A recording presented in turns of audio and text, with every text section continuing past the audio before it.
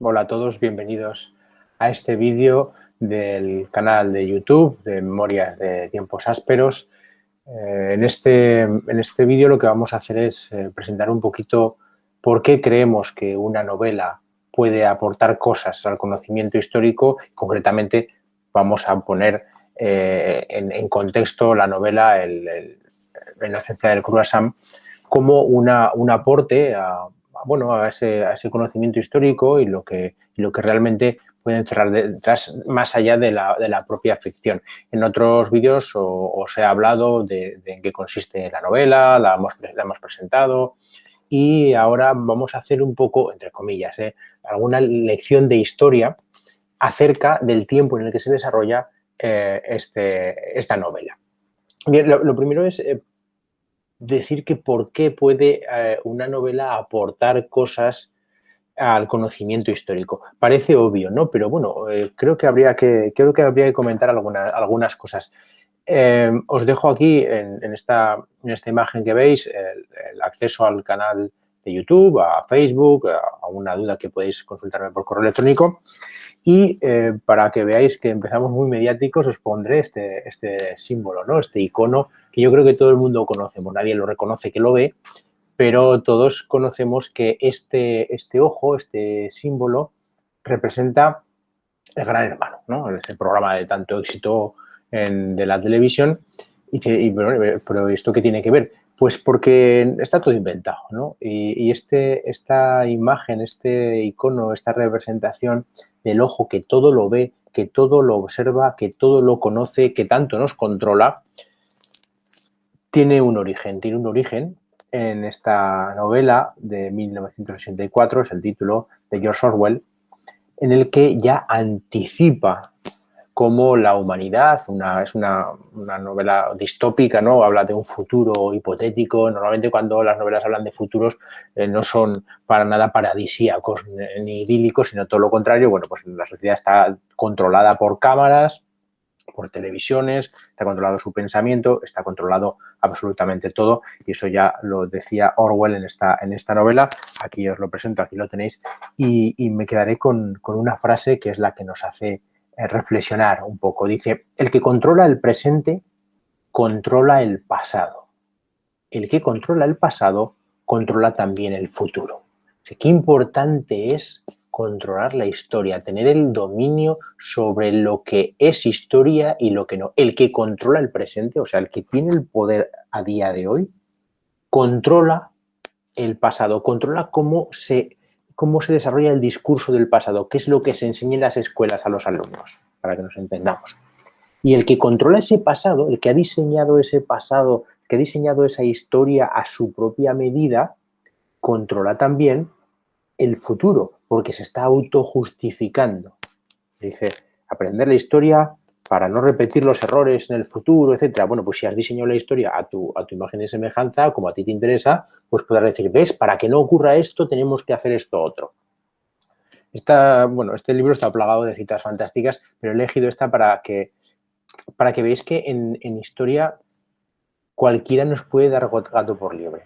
Hay muchas formas de acercarnos a la historia, y os diré ahora unas cuantas, pero realmente la historia es un producto fácil de manipular, muy apetitoso, muy jugoso para quien controla el presente. Os pondré algún ejemplo de estos que nos cabrean mucho, sobre todo a las aragoneses nos cabrean un montón, pero para que veáis cómo es la situación.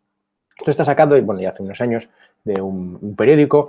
Se denunció que las enseñanzas de historia a los chavales en la ESO pues no eran correctas porque había cierta tendencia política, partidista, y a los aragoneses pues nos cabrea mucho que no se hable de Corona de Aragón, sino que este nuevo término que han acuñado de corona catalano-aragonesa, que nunca jamás existió, eso es un término nuevo, eso históricamente no ha existido, es una construcción del que controla el presente, controla el pasado, y habla de corona catalano-aragonesa. Bueno, el caso es que nos cabrea mucho y tal. Y entonces se llevó esta denuncia a la Justicia de Aragón y para que retirasen estos textos, y os he puesto ahí en azul lo de Corona Catalana Aragonesa, pero me vais a permitir que lo lea con vosotros. Dice, en 1469 contrajeron matrimonio Isabel de Castilla y Fernando de Aragón, los reyes católicos. Nada que decir. De esta forma, el reino de Castilla se unió con la corona catalano-aragonesa. Aquí ya nos cabreamos.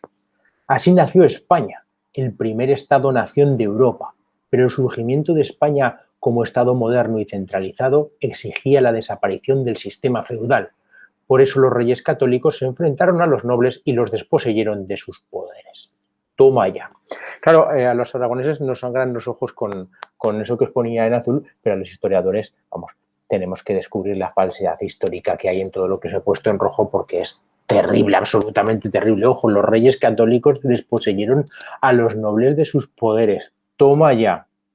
Toma ya, vamos, no sé decir qué hay detrás de la intencionalidad de este texto, pero es absolutamente terrible. O sea, por mucho que a lo mejor nos pueda cabrear lo que se ve a simple vista, detrás hay una idea tremenda, ¿no? Entonces, el objetivo es que no nos den gato por liebre. Claro, porque historia, bueno, pues como digo, es un plato muy apetecible para todos y cada uno lo quiere llevar el asco a su sardina, pero debemos ser capaces de discernir cuando nos están tomando el pelo. Para eso tenemos muchas herramientas. Si no quiere acercarse a la historia, pues oye, pues puede leer libros. Tenéis un montón. Os pongo algunos ejemplos de la época cercana a la que se desarrolla la inocencia del croissant. La inocencia del croissant ya sabéis que se desarrolla en 1923. En ese año está enmarcado en 1923, pero tanto en el antes como en el después el contexto es fundamental, ¿no?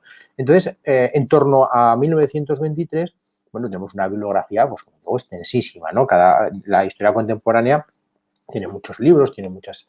Y aquí os pongo algunos, pues que unos tendrán pues una ideología, otros tendrán otros. Los historiadores tienen sus propias fuentes, su propia ideología y algunos tendrán su propia intencionalidad, ¿no? Entonces, lo que se trata es de saber, de conocer, de descubrir datos, de interpretar, que luego cada uno interprete como quiera. Yo, aquí en esta serie de vídeos que comenzaremos con este, yo lo que os voy a plantear es una serie de datos, de documentos, de textos, de ideas, para que vosotros podáis interpretar. Para la opinión política, eso es otra cosa completamente distinta. Cada uno que la tenga en su casa, que eso da igual. Pero aquí en este foro yo lo que os quiero plantear es, bueno, pues la reflexión, la interpretación. Y en función de los datos que descubramos o que analicemos, cada uno pues, llegará a sus propias conclusiones. Y eso es lo que tiene que hacer cada uno de vosotros con los libros que lee. Os pongo aquí unos cuantos, lo veis en la pantalla para que les echéis un vistazo, pues una cosa muy sencilla sobre este tiempo, pero además tenemos una ventaja que esto, digamos, es lo que se conoce como fuentes secundarias, es decir, lo que han escrito otras personas, los historiadores, sobre hechos históricos que se han desarrollado. Pero tenemos una enorme ventaja que es cuando los protagonistas de los propios hechos escriben libros acerca de los mismos. Lo que os pongo aquí como bibliografía histórica, es decir, que con toda la subjetividad del mundo, un protagonista de ese hecho reflexiona y nos lo explica. Cuanto más nos acercamos en el tiempo a la actualidad, pues más documentación de este tipo tenemos. Cuanto más nos alejamos, pues que ya nos gustaría tener más memorias de, qué sé yo, del Cid, pero no tenemos apenas, solo tenemos fragmentos. Sin embargo, de esta época tenemos muchas. Pero, y como veis, lo mismo, hay que hacer un ejercicio crítico. Aquí os he puesto algunos para que veáis. Uno dice, la paz fue posible. Y el otro dice, no fue posible la paz. Pues hombre, es el mismo hecho y dos puntos de vista.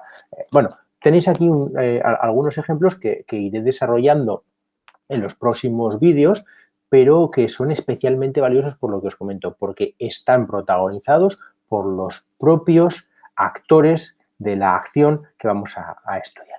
Claro, el historiador pues, tiene que echar mano de estos documentos, pero además hay otros, ¿no? Digamos los clásicos. Los clásicos, pues os pongo aquí arriba a la izquierda, pues por supuesto la hemeroteca. La hemeroteca es una herramienta de la historia contemporánea fundamental para ir siguiendo los hechos. Ya sabéis que no es lo mismo un periódico que otro, que no es lo mismo hoy una noticia, la misma noticia de hoy la leéis en El País o la leéis en La Razón. Digamos que son ópticas completamente distintas. Es decir, a eso hay que tenerlo en cuenta, que es lo que es, no son verdades absolutas, por mucho que sean documentos del pasado. O temas judiciales como este de responsabilidades políticas que os pongo arriba a la derecha. las actas de un ayuntamiento, ahora tenéis abajo a la derecha, o el padrón municipal, qué sé yo, un montón de cosas que os podéis imaginar. Pero os he puesto en medio una que es muy llamativa, que es la cartelería. Los carteles de época, y en estos años, en los años 20, en los años 30, son especialmente ricos y muy llamativos, son una herramienta de conocimiento del pasado fantástica. Claro, tenéis que tener en cuenta que el analfabetismo de la población era muy alto, muy alto. Hasta épocas muy recientes esa tendencia no ha cambiado. Y al igual que se les explicaba pasajes de la Biblia a través de los capiteles de San Juan de la Peña, los capiteles románicos, donde bueno, no hace falta leer, tú vas allí y ves las imágenes, interpretas rápidamente lo que quiere decir el pasaje que está describiendo, pues los carteles en el siglo XX, con esta estética tan estupenda, ¿no?, que veis aquí, bueno, nos quieren decir con un golpe de vista rápidamente algo, una idea fuerza, una idea muy potente. Y bueno, aquí está claro, ¿no? Veis el solar de la península ibérica, el solar de España, que está siendo estrujado, está siendo resquebrajado, apretado por una mano de color rojo, una mano roja, que por si no lo habíais intuido todavía, llevaba un tatuaje que son los símbolos comunistas y masones. Bueno, pues la patria está en peligro, votad a España contra la revolución. Bueno, está claro la ideología de este cartel, vamos a tener de todo tipo de ideologías, y lo que nos quiere decir en un golpe de vista rápidamente nos lo... Es un recurso muy utilizado en estos años. Por ejemplo, desde otra perspectiva, aquí tenéis lo podemos analizar si queréis, ¿eh? Veis sobre el orbe, sobre la bola del mundo, tenéis un señor con perilla y bigote, así trajeado, rasgos mongoles, y una escoba. Habéis intuido rápidamente que se trata de Lenin. Abajo hay unas letras que no entendemos ni falta que nos va a hacer, porque Lenin está, desde el comunismo, claro, está barriendo de la tierra, está barriendo de la faz de la tierra aquello que sobra. ¿Qué es lo que se barre? Pues se barre la basura, ¿no? Lo que hay que tirar, y eso es lo que está barriendo Lenin. ¿Y qué barre? Bueno, pues aquí tenéis 4 figuras muy elocuentes. Las 2 primeras pues son los reyes, la monarquía, en su caso los zares, bueno, la monarquía hereditaria, absolutista, lo está barriendo. Veis que son 2 personajes muy orondos, con sus coronas, sus capas de armiño, eso sobra. Abajo a la izquierda tenéis una bruja vestida de negro, representa a la religión, a la superstición, a la superchería, a las tradiciones más alejadas de la racionalidad, pues eso, a la religión y a la brujería. Y abajo tenéis a un hombre calvo, gordo, con chistera. Ojo, los que llevan chistera cumplen ese requisito. Es un especulador, es un tipo que es un financiero que se ha hecho millonario explotando a los pobres. Y bueno, si tenéis alguna duda, pues ahí tiene un saco lleno de rublos, ahí lo tenéis, agarrándolo y está cayéndose del mundo. Entonces, lleva siempre estas representaciones de este tipo de gente están siempre muy gordos, porque se comen lo de los demás, y llevan chistera, y bueno, y aquí el saco para más señas, ¿no? Pero eso es muy característico. Pues bien, veis que este es un cartel obviamente comunista, es un cartel ruso, y que rápidamente, de un golpe de vista, aunque no entendamos lo que pone debajo, queremos saber lo que nos dice, ¿no? Bien, todo depende del punto de vista. Aquí tenéis otro. Desde la perspectiva ideológica más alejada posible. No nos hace falta un orbe, una bola del mundo, no nos hace falta el planeta Tierra, tenemos detrás la bandera de España, ¿no? La bandera rojigualda. Y no es Lenin, sino que es un soldado que representa la más pura esencia española, barre lo mismo, barre la basura con su escoba, igual, exactamente la misma imagen. ¿Y qué es lo que barre? Bueno, aquí sí que entendemos lo que pone: bolchevismo, injusticia social, masones, separatismo, la FAI, que son los anarquistas. Ojo, politicastros. Esta es una terminología muy propia de la época y que hoy comprendemos también. Es decir, parte de la ruina de España estaba provocada por los profesionales de la política. Arribistas, pesebristas, que llegan a la política no por inspiración, no por querer servir al pueblo, sino para ocupar una poltrona y tener, vamos, vivir bien todo el resto de su vida. Politicastros. Y, bueno, pues ahí tenéis los símbolos del comunismo y de la masonería, y en vez de una bruja tenéis uno que, pues eso, tiene pintas así como de paleto, ¿no? Que se traga todo lo que le dicen. Y luego al otro, fijaos el otro, lo mismo. Lleva el frac y lleva la chistera, está gordo, lo mismo, es el mismo que el otro, el mismo que el otro. Y los está barriendo. La misma imagen con dos ideologías completamente distintas. Lo mismo. Por eso, quien controla el presente, controla el pasado. Pero esto son cosas del pasado, ¿no? Esto no, ahora no ocurre. Esto es un poco más moderno, ¿no? Es un poco más moderno. Lo mismo, exactamente igual.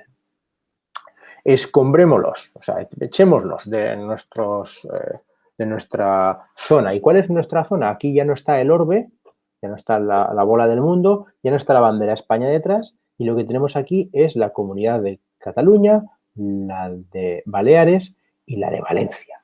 Y representamos un ente común, ¿no? Y nosotros, en este caso una mujer, eso ya dice algo, está barriendo lo que sobra, la basura. ¿Y cuál es la basura? ¿Qué es lo que sobra de estas regiones? Pues sobra el rey, ahí lo tenéis, con su capa de armiño y su familia, el rey y su familia. Ahí tenéis a los toreros, a Fabra. Fijaos en Florentino Pérez con su frac y con el saco lleno de dinero. Y como es el especulador, el ejemplo de especulador, bueno, pues los politicastros, la Rita Barberá, bueno, como digo, el torero, Rajoy, Aznar, ahí en las caricaturas de todos estos políticos conocidos por todo el mundo, estos son los que sobran. ¿Veis cómo ha pasado mucho el tiempo, pero los estereotipos un poco están muy bien reflejados? Y voy a dar otra vuelta de tuerca, y esta ya lo mismo, cogiendo ese cartel anterior. ¿Qué es lo que sobra de España? Bueno, pero esto ya es satírico, pues mira, matrimonios gays, los extranjeros, Podemos, coletas, los masones, los moros. Bueno, ¿veis cómo aquí lo que ha reflejado en esta viñeta satírica, pues es un soldado, requeté, bueno, no tiene más. ¿Veis lo importante? El símbolo. El símbolo, como transmite una idea, es una idea fuerza que cada uno quiere apropiarse para su propio beneficio, en este caso político o del tipo que sea. Un ejemplo muy obvio. Bien, por eso hay que saber. Esa es la clave. Como vamos a tener ejemplos de, vamos a llamarlo manipulación o interpretación muy diferentes, tenemos que tener recursos para podernos defender. Hemos visto los libros, los documentos, los libros de los historiadores, de los protagonistas. Internet está plagado, absolutamente plagado de referencias a la historia. Bueno, pues tenéis, por supuesto, la Wikipedia. Bueno, no hay que fiarse en exceso de todo, pero hay cosas buenas. Hay, por ejemplo, esta que os pongo aquí arriba a la derecha, de la gran enciclopedia aragonesa. Está escrito por gente solvente. Eso es muy importante, Tenéis que ver quién escribe las cosas, o sea, informarnos un poco. En propio YouTube, aquí mismo, pues yo humildemente intento pues explicar cuatro cosas. Pues habrá gente que tenga buena voluntad y gente que no tanto. Bueno, esto consiste en reconstruir un poco el pasado. Reconstruir el pasado lleva al historiador, pues eso, a echar mano de este tipo de fuentes, pero hay que innovar, hay que ir un poco más allá, No nos podemos quedar en la forma de la historia decimonónica, de la lista de los reyes godos y no sé qué, porque eso pues está en la Wikipedia. Es que eso no es saber historia. Saber historia no es saber la lista de los reyes godos o de los presidentes de Estados Unidos. Eso no tiene nada que ver. Hace falta un paso más. Hay que conocer para interpretar. Y hay algunas herramientas que nos lo permiten la historia contemporánea en este caso. Una que me gusta mucho es las fotografías. La fotografía histórica nos da algo que no nos da, que no podemos tener en otras partes de la historia. Por lo que os diría, y como nos encantaría tener una foto del Cid, ¿verdad? O de Julio César, pero no las tenemos. Pero de la época contemporánea sí. Y no son tan importantes las fotografías del Cid o de Julio César, porque al final es una persona que, bueno, pues está ahí en cuadros o lo que sea, sino porque las fotografías lo que nos aportan es un instante un instante de una época. Y tenemos que verlo, estas fotografías, por ejemplo, estas de Teruel, el año 1900, tenemos que ver estas fotografías como eso, como el reflejo de una ciudad, de un pueblo, de una población, de un estilo de vida, de una época. Porque, repito, conocer la historia no es conocer la lista de los Reyes Godos, es conocer la sensibilidad de una época. Vamos a ponernos en 1923, en la época, el año de la inocencia del croissant.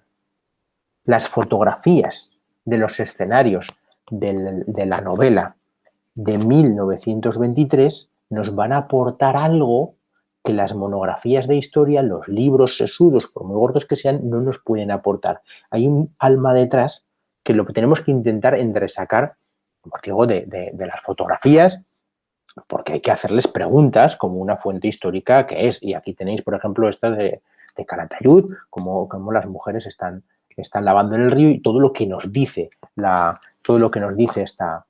esta fotografía y de esta época, ¿no? Este es de lo que os quería hablar. La inocencia del croissant está ambientada en una época tan lejana, tan cercana y tan lejana. O sea, si lo comparamos, como digo, como la época de Julio César o de Alejandro Magno, qué sé yo, vamos, está muy cercana la inocencia del croissant. Sin embargo,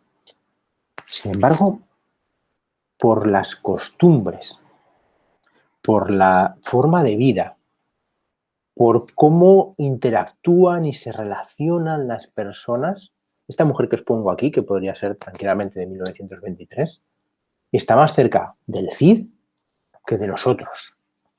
Pocas veces habrá salido de su pueblo, durante generaciones y generaciones y generaciones atrás, sus padres y los padres de sus padres y antes los padres de sus padres han ido a misa los domingos, han trabajado en las mismas tierras, se han relacionado con los mismos vecinos, han tenido un estilo de vida y económico muy similar, y esta gente con nosotros, con la sociedad de YouTube, tiene una distancia sideral, absolutamente sideral. Claro, es eso lo que tenemos que comprender. Tenemos que meternos en la piel de esta gente, en lo que piensan, en lo que les preocupa, en lo que sienten, a lo que huelen, lo que comen, cómo se relacionan para poder comprender mejor la historia. Es ahí donde está el hueco de la inocencia del croissant. Es ahí. Tenemos un punto intermedio que son, claro, las películas. Y lo mismo, las películas llegan a un punto de poner cara, voz e imágenes a la historia, ¿no? Y entonces, bueno, pues lo mismo, tenemos películas buenas, películas malas, películas muy malas, películas que se han hecho ahora relatando hechos del pasado o películas que se han hecho en el propio pasado relatando hechos casi contemporáneos. Por ejemplo, una película fantástica es Tierra y Libertad, sobre un periodo una zona muy desconocida de la época de la guerra, ¿no? Pero otra es Raza, al otro lado, del año 41, en la que relata la guerra desde una perspectiva diferente y con unos objetivos completamente distintos. Lo mismo, no nos tienen que dar gato por liebre, tenemos que saber. Os pongo aquí algunos ejemplos de esta época. Es ahí donde entra las novelas, las obras de ficción histórica, como una herramienta para conocer el pasado. Claro, sí, a ver, si las novelas de ficción histórica tienen un dragón volando y echando fuego y maldiciones y hechiceros, pues mira, no, eso no nos va a aportar nada. Eso, como conocimiento histórico, como entretenimiento, todo lo que queráis. Pero como conocimiento histórico, no. Lo que tenemos que discernir es aquellas obras que están centradas o basadas en una época histórica determinada, en un contexto espacio-temporal definido, y que han intentado al menos ser rigurosas con ese espacio temporal. No nos dan gato por liebre no tienen por qué ser rigurosas históricamente. La ficción histórica, por eso es ficción, pero sí que nos pueden dar al lector una imagen, un sabor, una sensibilidad de esa época que los libros de historia no pueden alcanzar. Es decir, allá donde el libro de historia no llega, tiene que intentar llegar la novela. Allá donde el lector del libro de historia, muy documentado y muy sesudo, ahí donde se ha quedado, para profundizar o para contextualizar o, como digo, para darle ese sabor, el lector puede recurrir a algunas novelas históricas, algunas os pongo aquí, y sobre todo eso nos ayudará a recordar mejor, a interpretar un poquito mejor y bueno, a contextualizar esa época. Es ahí donde está la inocencia del croissant. La inocencia del croissant está directamente relacionada con la otra novela que tenéis aquí, la de Legionarios. Legionarios es del año 2021, y La inocencia del corazón es del año 23. Bueno, es una serie de episodios que me gusta llamarlos tiempos ásperos, no sé, episodios de estos tiempos ásperos, están conectadas las dos novelas y narran hechos históricos que ocurrieron en realidad, pero vistos desde una perspectiva de un protagonista ficticio. Entonces, eso, lo que os digo, nos permite acercarnos a la época desde una perspectiva distinta y nos ayuda a comprenderla mucho mejor. Bien, yo lo que os voy a proponer en los siguientes vídeos es que para que podamos conocer mejor esa época, es decir, el libro nos permite contextualizar los hechos históricos que aparecen allí. Ahora vamos a hacer el proceso inverso. Para conocer mejor lo que ocurre en el libro, vamos a intentar contextualizarlo a través de una serie de, bueno, pues de una serie de vídeos que os voy a ir proponiendo por aquí, en el que me gustaría hablar con vosotros de la época en la que se desarrollan. Digamos que el centro neurálgico es 1923, pero claro, uno no puede estudiar eso como una isla, ni mucho menos, sino que hay que irse atrás y hay que ir hacia adelante para comprender esa circunstancia. Por eso, en el siguiente vídeo, lo que os propongo es hacer un repaso temporal. Esta es una época que, como podéis intuir, a mí me apasiona. Creo que su conocimiento es fundamental, no solo para comprender la sociedad de hoy, sino bueno, para un desarrollo mucho más profundo del conocimiento histórico. Yo lo que os voy a proponer es un repaso temporal en la primera mitad del siglo XX, ¿no? Tan esencial, con unos años que no son casualidad, desde el año 1898 al 1945, y os explicaré por qué he elegido esos años. Entonces, me gustaría ir con vosotros dando saltos y explicar que todo está relacionado y todo tiene una importancia, creo que decisiva. Bien, espero haber podido, bueno, pues introducir un poco el tema, que veáis que girando en torno a la novela de La inocencia del croissant y también, ¿por qué no?, a la de Legionarios, vamos a dar unas pequeñas muestras, unas pequeñas píldoras, unas pequeñas lecciones de historia de la época que espero nos ayuden a conocer mejor, a interpretar mejor y, como digo, cada uno luego que saque sus propias conclusiones en casa.